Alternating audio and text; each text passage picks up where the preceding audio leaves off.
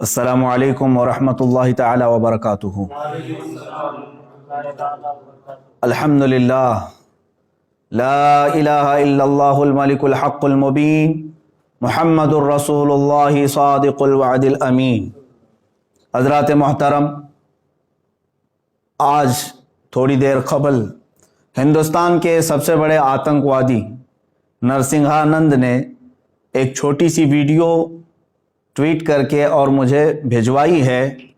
मेरे मुबाहिले के चैलेंज को एक्सेप्ट करते हुए उसने कहा है कि मैं मुफ्ती सलमान अज़हरी की चुनौती को स्वीकार करता हूँ। तो अब सुनो, ये बड़ी खुशी की बात है मेरे लिए कि अब तक गूफे में बैठकर जो गीदड़ भौंकता था वो आज बाहर आने की हिम्मत दिखा रहा है। और याद रखना, अल्हम्दुलिल्लाह मैं आज भी अपने उसी मुबाहिले के चैलेंज पर बरकरार हूँ और इंशाअल्लाह अज़ीज़ एक कदम भी पीछे नहीं हटाऊंगा इंशाअल्लाह। अब ये कहता है, तारीख बता, दिन बता और जगह बता।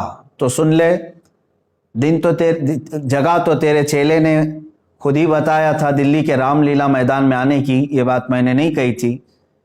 तारीख दिन मेरा होगा, जगह और परमिशन के मामलात तेरे होंगे। ये पहले वाली वीडियो में भी मैंने स्पष्ट किया है। इसलिए मैं इस पर जोर दे करके कह रहा हूं कि हुकूमत की सारी पुश्तपनाही तुम्हारे साथ है, यह हमें अच्छी तरह से मालूम है। और अगर ऐसा ना होता तो तुम खुले सांड की तरह घूम नहीं रहे होते आज। बार बार मेरे नबी कौनैन सल्लल्लाहु ताला अलैहि वसल्लम की शान को निशाना बनाता है ये। इसको साधु और संत कहते हुए शर्म आती है, ये पाखंडी है और एक बहुत बड़ा जहर है हिंदुस्तान के लिए, जो मुसलमानों में और हिंदुओं में लड़ाने का तय करके बैठा हुआ है। मेरे अजीजों, इसने आज की वीडियो में भी जो जवाब दिया है उसमें फिर से कहा कुरान को गुंडों की किताब, मुआज़ल्लाह रब्बिल आलमीन। रसूल पाक सल्लल्लाहु अलैहि वसल्लम को निशाना बनाता है। खैर ठीक है, तूने स्वीकार किया है तो अब मेरी बात सुन ले। परमिशन तेरी तरफ से होगा और तू परमिशन रामलीला मैदान दिल्ली का लाता है, ठीक है। मुझे उस परमिशन के मामलात सारी चीजें तू पहले भेज दे, दिन, तारीख, और तू सुनना चाहता है वक्त तो सुन ले।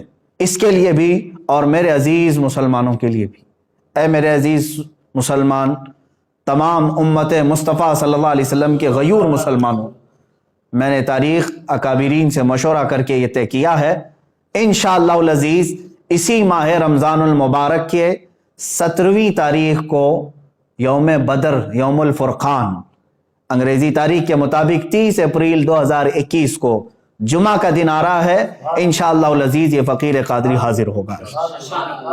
दिन फिर से सुन ले, मेरे रमज़ानुल मुबारक की 17 तारीख यौम बदर, यौमुल फुरक़ान, और 30 अप्रैल 2021 को मैं अपनी जानिब से तारीख तुझे भेज रहा हूँ और तू परमिशन के मामलात आज ही से तैयारी करना शुरू कर दे, या जैसे भी परमिशन के मामलात होंगे तो मुझे फ़ौरन जैसे आज वीडियो भेजा है उसी तरह से भेजेगा। और दूसरी बात, अब जो मुबाहिला होगा, जो मैदान में उतरा जाएगा, अब सुन ले उसके मामलात। मैं अपने इस्लामी उसूलों के मुताबिक मुबाहिले के जो उसूल हैं उस पर अमल करूँगा इंशाअल्लाह अज़ीज़।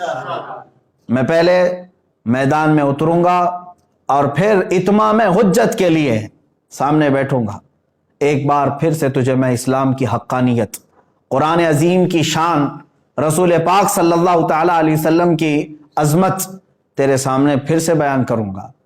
और तू फिर से अगर इनकार पर इनकार करता है, रसूल पाक सल्लल्लाहु ताला अलैहि वसल्लम की शान में मुगल्लज़ात बकता है, कुरान अजीम और इस्लाम को निशाना बनाता है, उसके बाद इत्माम हुज्जत ख़त्म हो जाएगी।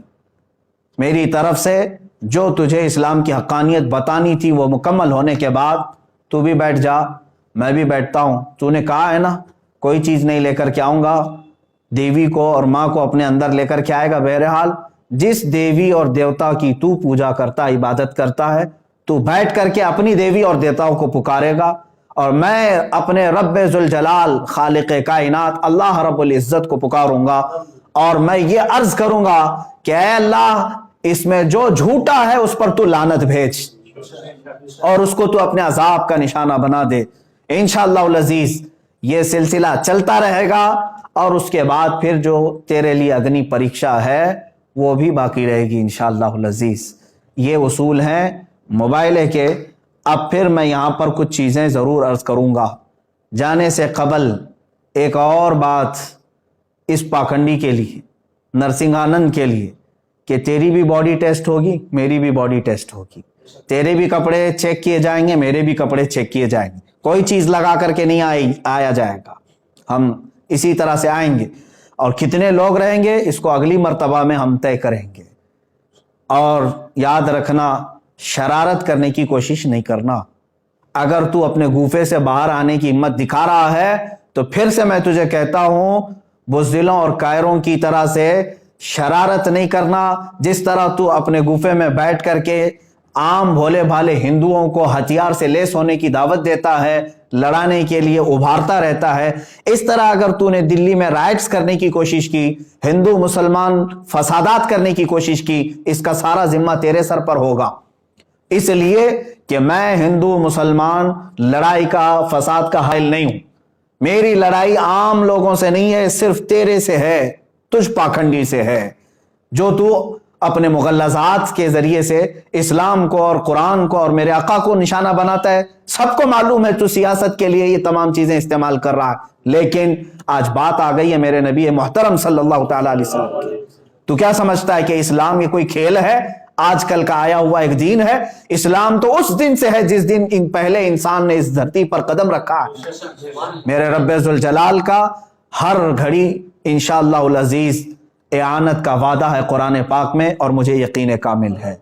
اور جو باتیں مجھے عرض کرنی ہے، پرمیشن تو لے کر کے ہمیں بھیجے گا، اور تاریخ میں نے طے کر دیا۔ پھر ایک بات، تو جل کر مر گیا تو اس کی ذمہ داری میری نہیں ہوگی، یہ بھی لکھ کر کے پہلے سے دے دینا، کسی ایڈوکیٹ کے ذریعے سے بنا کے، کہ میں اپنی خوشی سے جل کر کے مرنا چاہتا ہوں، اس لیے کہ بعد میں تیرے جل کر مرنے کے بعد نہ یہ ذمہ داری میرے اوپر ہوگی اور نہ ہی کسی مسلمان پر ہوگی، اور انشاءاللہ العزیز مجھے یقین ہے میرے دین پر اور رسول پاک صلی اللہ تعالی علیہ وسلم کی حقانیت پر اور قرآن پر یقین ہے، جو ہوگا میرے رب تعالیٰ کی مدد ضرور آئے گی۔ آخر میں اپنے تمام مسلمان بھائیوں سے یہ ضرور گزارش کروں گا، اور علماء اہل سنت سے بھی، کہ جنہوں نے مجھ سے بڑی محبتوں کا اظہار کیا، ہر خانقاہ سے دعا کے پیغامات آئے، اور علماء اہل سنت نے ڈھیروں دعاؤں سے مجھے نوازا ہے، مسلسل میں ارسال کر رہے ہیں۔ کئی حضرات نے مجھے اپنی نیکیاں، اپنے نوافل میں یاد کیا۔ بہرحال میں تمام ہی نوجوانوں سے کہنا چاہوں گا، اے مسلمانوں، اب مجھے بتاؤ، میرے آقا صلی اللہ تعالیٰ علیہ وسلم پر اس قدر مغلظات بکنے کے بعد اب جینے کا مطلب کیا رہ جاتا ہے؟ اب جینے کا مطلب کیا رہ جاتا ہے یہاں پر؟ اور پھر میں یہ سمجھ لوں گا کہ اگر اس وقت کے آنے سے پہلے اس نے کوئی شرارت کی، دباؤ بنا کر کے میری گرفتاری یا مقدمے میں گھسیٹنے کی کوشش کی، تو پھر میں سمجھ جاؤں گا کہ تو سب سے بڑا قائر ہے اور بزدل ہے، اور پھر یہ بھی میں سمجھ جاؤں گا حکومت کی ڈبل پالیسی کیا ہے۔ جگہ جگہ سے اس پر ایف آئی آر ہوئے ہیں، دسیوں مقدمے ہو گئے، لیکن اس کو کوئی اریسٹ نہیں کر رہا آج تک۔ کھلے سانڈ کی طرح سے وہ گھوم رہا ہے، زہر پھیلا رہا ہے، آج تک زہر پھیلا رہا ہے۔ اور اگر مجھ جیسا ایک عالم انصاف کی گہار لگائے، اگر مجھے گرفتاری کے بارے میں یا مقدموں کے بارے میں بات آتی ہے، تو پھر یہ ڈبل پالیسی بھی سمجھ میں آئے گی۔ جس طرح مجھے آج ہی میرے گھر پر پولیس بھیج کر کے نشانہ بنانے کی کوشش کی گئی، وہ جس کی طرف سے بھی پولیس آئی ہوگی، لیکن اگر ان معاملات میں یہ شرارتیں بھی تو کرے گا تو بھی کان کھول کر کے سن لے، میرا یہ چیلنج کبھی ختم نہیں ہوگا، انشاءاللہ کبھی ختم نہیں ہوگا۔ اگر دباؤ میں آ کر کے کسی نے گرفتاری اور دیگر معاملات کر بھی دیے میرے ساتھ، ارے میرا قتل بھی کر دیا، انشاءاللہ العزیز ہندوستان کے ہزاروں عاشقان مصطفیٰ ہیں جو پھر کھڑے ہو کر کے تجھے للکاریں گے، پھر للکارا جائے گا تجھے، اور یہ ختم نہیں ہوگا، اور تم اپنی طاقت اور سیاست کا استعمال کرو، انشاءاللہ العزیز ہر سنی مسلمان اپنے عشق رسول کی طاقت کا استعمال کرے گا انشاءاللہ، ہمیں یقین ہے۔ اور تمامی مسلمانوں سے پھر سے میں کہوں گا، آج سے دعاؤں میں لگ جاؤ، اور تم ذرا برابر بھی ہلکا پن محسوس نہ کرنا، اس لیے کہ یہ میرے گھر کی بات نہیں ہے، یہ میرے اپنے ناموری کی بات نہیں. اگر کوئی بدگمانی کرتا ہے تو میں اس سے پھر معذرت کے ساتھ کہوں گا واللہ باللہ تاللہ میں نے ہرگز اپنی ناموری اور شہرت کے لیے یہ چیلنج نہیں کیا ہے. دل جل رہا تھا اسلام کی حقانیت اور رسول مختار صلی اللہ تعالی علیہ وسلم کی شان اور قرآن کی شان کے اظہار کے لیے میں نے چیلنج کیا, اور مجھے یقین کامل ہے انشاءاللہ العزیز, یقین کامل ہے فتح ہوگی تو اللہ رب العزت کے ان بندوں کی فتح ہوگی, کیونکہ قرآن میں مولا نے فرمایا کان حقا علینا نصر المؤمنین. اللہ فرماتا ہم نے اپنے اوپر لازم کر لیا ہے ایمان والوں کی مدد کریں گے. میرا رب فرماتا ہے کتب اللہ لاغلبن انا ورسلی ان اللہ قوی عزیز. اللہ نے یہ لکھ دیا ہے کہ غالب آؤں گا تو میں اور میرے رسول, اور بے شک اللہ قوت والا اور غالب آنے والا ہے. اور پھر میرے رب تعالیٰ نے یہ بھی فرما دیا ہے هو الذی ارسل رسولہ بالہدی ودین الحق لیظہرہ علی الدین کلہ. وہ اللہ ہے جس نے اپنے رسول کو دین حق کے ساتھ بھیجا ہے, دین حق کے ساتھ بھیجا ہے, کسی آتنک کے ساتھ نہیں, اس لیے کہ وہ تمام ادیان میں غالب آئے. اور میرے رب تعالیٰ کے اس کلام مقدس پر یقین رکھو اے سنی مسلمانوں. اور پھر میں گنگناتے ہوئے یہ پیغام ہر ایک سنی مسلمان سے کہوں گا تم بھی آج سے اس کو ورد زبان بنا لینا, اس لیے کہ رزم گاہ حق و باطل اب گرم ہو چکا ہے. اب حق و باطل کے معرکے کی ان تمام تماشا بین مت بننا, حصہ بننے کی کوشش کرو, حصہ بننے کی کوشش کرو. یا رسول اللہ کروں تیرے نام پہ جہاں فدا, نہ بس ایک جہاں دو جہاں فدا, دو جہاں سے بھی نہیں جی بھرا, کروں کیا کروڑوں جہاں نہیں. ایک جان کیا ہے اگر ہو کروڑوں, تیرے نام پر سب کو وارا کروں میں. یا رسول اللہ ابھی وہ امی فدا کا آقائی و مولائی آپ کی شان میں مغلظات بکے جا رہے ہیں اور ہمارے کان ابھی تک سننے کے لیے باقی ہیں. ہم معذرت چاہتے ہیں یا رسول اللہ, اے اللہ کے نبی صلی اللہ تعالی علیہ وسلم, ہم گناہگاروں کو ایک بار پھر سے معاف فرمائیں, اور دین حق اللہ رب العزت کے نصرت کے لیے, دین حق کی نصرت کے لیے دعا ضرور فرمائیں. اور تمامی مسلمانوں سے پھر سے کہوں گا دل کو حاضر رکھتے ہوئے میرے مصطفیٰ صلی اللہ علیہ وسلم کی طرف توجہ کرتے ہوئے, کون سا دن میں نے بتایا ہے, یوم الفرقان, یوم بدر, جس دن میرے مولا نے 5000 فرشتے اپنے نبی کی حمایت کے لیے اتارے تھے. آج تم پھر سے رزم گاہ حق و باطل میں چلو اور پھر یوں کہو لبیک یا رسول اللہ, لبیک یا رسول اللہ, لبیک یا رسول اللہ.